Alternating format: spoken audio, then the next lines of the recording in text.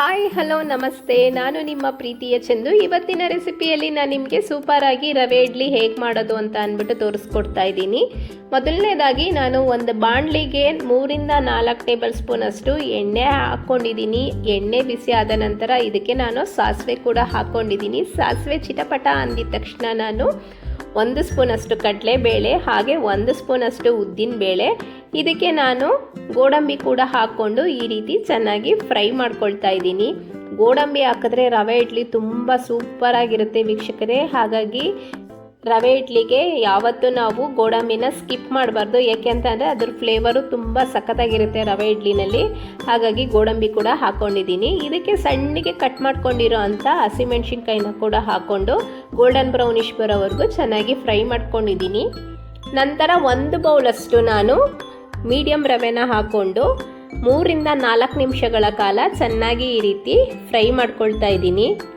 ಯಾವುದೇ ಕಾರಣಕ್ಕೂ ನಾವು ರವೆನ ಹೈ ಫ್ಲೇಮಲ್ಲಿ ಇಟ್ಕೊಂಡು ಹುರ್ಕೋಬಾರ್ದು. ಯಾಕೆ ಅಂತ ಅಂದರೆ ರವೆ ಎಲ್ಲ ಕಪ್ಪಗಾಗೋಗ್ಬಿಟ್ರೆ ಅದರ ಟೇಸ್ಟ್ ಎಲ್ಲ ಹಾಳಾಗೋಗುತ್ತೆ.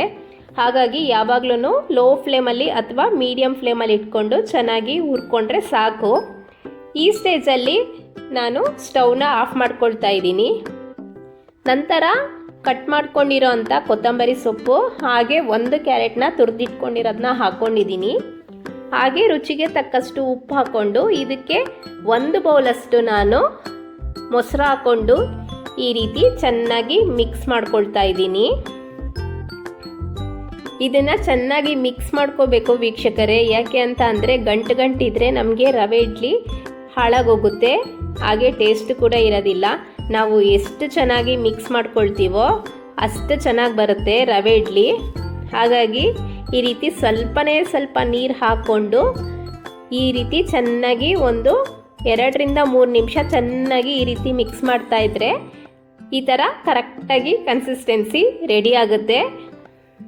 ಈ ಸ್ಟೇಜಲ್ಲಿ ನಾನು 10-15 ನಿಮಿಷಗಳ ಕಾಲ ನಾನು ಈ ರೀತಿ ಕ್ಲೋಸ್ ಮಾಡಿ ಇಟ್ಕೊಳ್ತಾ ಇದ್ದೀನಿ.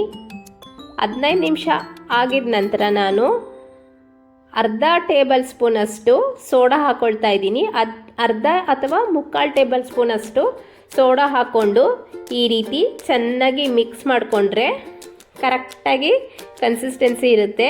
10-15 ನಿಮಿಷ ಬಿಟ್ಟಿರೋದಕ್ಕೆ ರವೆ ಎಲ್ಲ ಸ್ವಲ್ಪ ಮೊಸರನ್ನ ಎಳ್ಕೊಂಡಿದೆ. ಹಾಗಾಗಿ ಇದಕ್ಕೆ ಸ್ವಲ್ಪ ನೀರು ಹಾಕ್ಕೊಂಡು ಈ ರೀತಿ ಚೆನ್ನಾಗಿ ಮಿಕ್ಸ್ ಮಾಡಿಕೊಂಡು ಇವಾಗ ನಾನು ಇಡ್ಲಿ ಕುಕ್ಕರ್ನಲ್ಲಿ ಇಡ್ಲಿನ ಹಾಕ್ಕೊಳ್ತಾ ಇದ್ದೀನಿ. ಈ ರೀತಿ ಸ್ವಲ್ಪನೇ ಹಾಕ್ಕೋಬೇಕು, ಜಾಸ್ತಿ ಹಾಕ್ಕೊಳ್ಳೋಕೆ ಹೋಗ್ಬೇಡಿ. ಯಾಕೆ ಅಂತ ಅಂದರೆ ಸ್ವಲ್ಪ ಹಾಕಿದ್ರೇ ದೊಡ್ಡದಾಗಿ ಇಡ್ಲಿ ರೆಡಿ ಆಗುತ್ತೆ. ಹಾಗಾಗಿ ಸ್ವಲ್ಪನೇ ಹಾಕ್ಕೊಂಡು ಇಟ್ಕೊಳ್ಳಿ.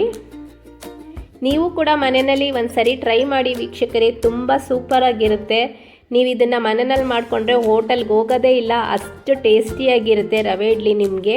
ಇದನ್ನು ನಾನು 10-12 ನಿಮಿಷಗಳ ಕಾಲ ನಾನು ಹಬೆನಲ್ಲಿ ಬೇಯಿಸ್ಕೊತಾ ಇದ್ದೀನಿ. 12 ನಿಮಿಷ ಆಗಿದೆ. ಇವಾಗ ಇಡ್ಲಿ ರೆಡಿಯಾಗಿದೆ ನೋಡಿ, ಏನು ಸಖತ್ತಾಗಿ ರೆಡಿಯಾಗಿದೆ ಇಡ್ಲಿ. ಬಾಯಲ್ಲಿ ನೀರು ಬರ್ತಾಯಿದೆ, ಅಷ್ಟು ಚೆನ್ನಾಗಿ ರೆಡಿಯಾಗಿದೆ. ಹಾಗೆ ಇದನ್ನು ಈಸಿಯಾಗಿ ಕೂಡ ರಿಮೂವ್ ಮಾಡ್ಬೋದು.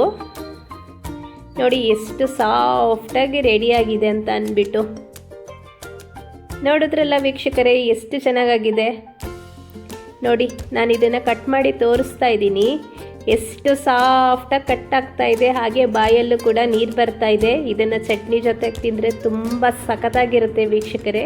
ನೀವು ಕೂಡ ಮನೆಯಲ್ಲಿ ಒಂದ್ಸರಿ ಟ್ರೈ ಮಾಡಿ. ಮನೆಯಲ್ಲಿ ಎಲ್ಲರೂ ಇಷ್ಟಪಟ್ಟು ತಿಂತಾರೆ. ಹಾಗೆ ಈವರೆಗೂ ನನ್ನ ಚಾನಲ್ನ ಸಬ್ಸ್ಕ್ರೈಬ್ ಮಾಡ್ಕೊಂಡಿಲ್ಲ ಅಂತ ಅಂದರೆ ದಯವಿಟ್ಟು ಸಬ್ಸ್ಕ್ರೈಬ್ ಮಾಡ್ಕೊಳ್ರಿ. ನಿಮ್ಮ ಫ್ರೆಂಡ್ಗಳಿಗೂ ಕೂಡ ಶೇರ್ ಮಾಡಿ. ಧನ್ಯವಾದಗಳು.